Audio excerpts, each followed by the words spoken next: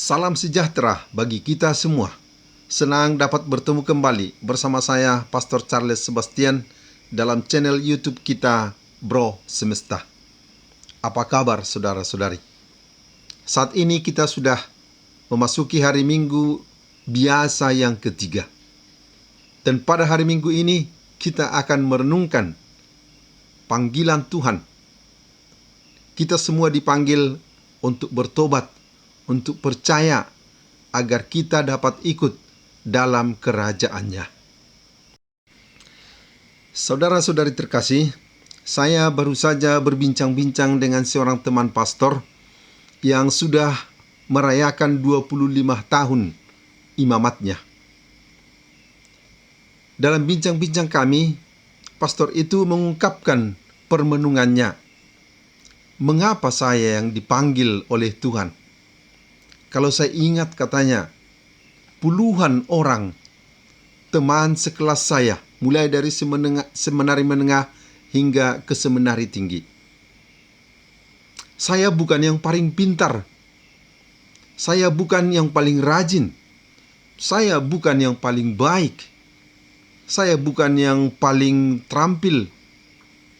Dan juga saya bukan orang yang paling suci. Bahkan saya jatuh bangun dalam perjalanan kehidupan saya sebagai imam.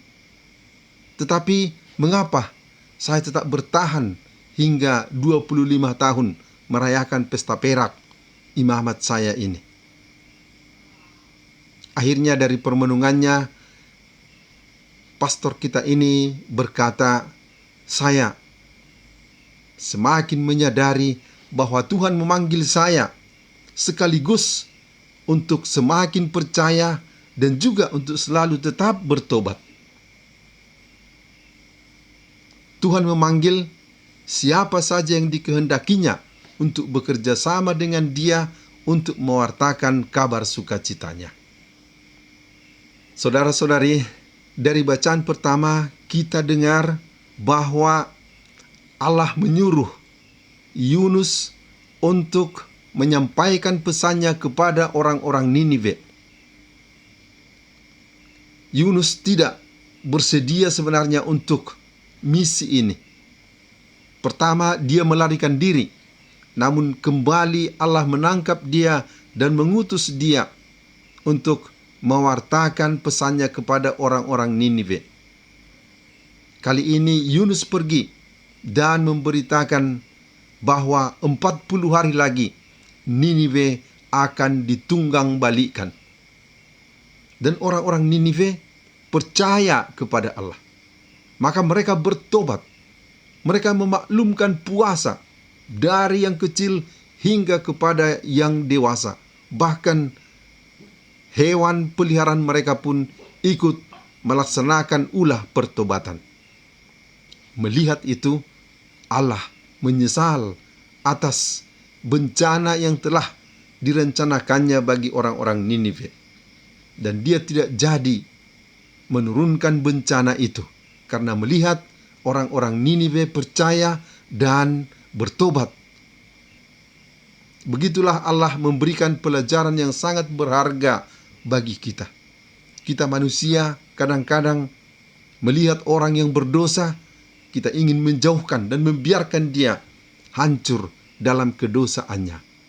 Tetapi Allah, walaupun melihat orang-orang Niniwe sudah luar biasa tingkat dosa-dosa mereka, tetapi Dia tetap ingin menyelamatkannya.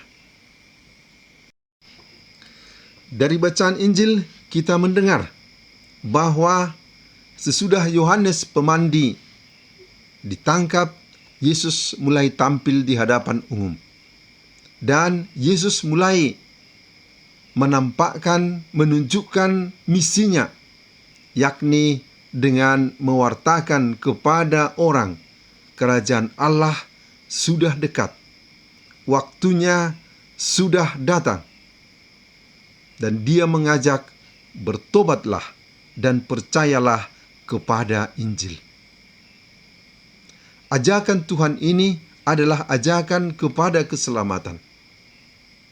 Dan yang kedua, Yesus memanggil murid-muridnya yang pertama.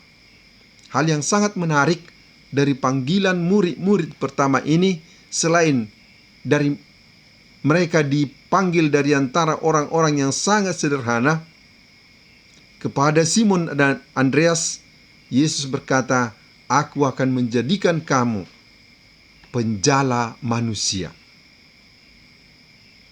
Dan dari sikap dan langkah yang dilaksanakan oleh Yohanes dan Yakobus bersaudara, juga kita lihat betapa mereka ketika dipanggil oleh Tuhan serta-merta meninggalkan segala-galanya, meninggalkan perahu ayah mereka dan mengikuti Yesus. Begitulah ditunjukkan oleh Tuhan bahwa kita umat manusia dilibatkan dalam kolaborasi untuk mewartakan kabar sukacita itu. Saudara-saudari terkasih, panggilan untuk bertobat, untuk percaya kepada Injil adalah panggilan untuk kita semua. Panggilan untuk bekerja sama menjadi saksi dan pewarta kabar sukacita itu adalah panggilan untuk kita semua. Pastor kita yang sudah 25 tahun semakin menyadari betapa Tuhan juga memanggil dia, walaupun sudah menjalani imamat yang ke-25, untuk tetap bertobat dan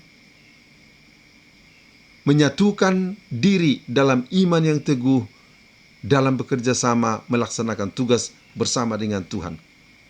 Kita semua juga dalam segi atau status kehidupan kita masing-masing tetap dipanggil untuk selalu bertobat dan selalu meneguhkan iman kita untuk bekerja sama dengan Tuhan dalam pewartaan kabar sukacitanya. Saudara-saudari terkasih, Rasul Paulus mengingatkan kita, dunia yang kita kenal seperti sekarang ini akan berubah. Maka kita tidak bisa meninggalkan harapan serta segala usaha kita untuk tinggal di level dunia ini. Tuhan mengajak kita untuk ikut dalam kerajaannya.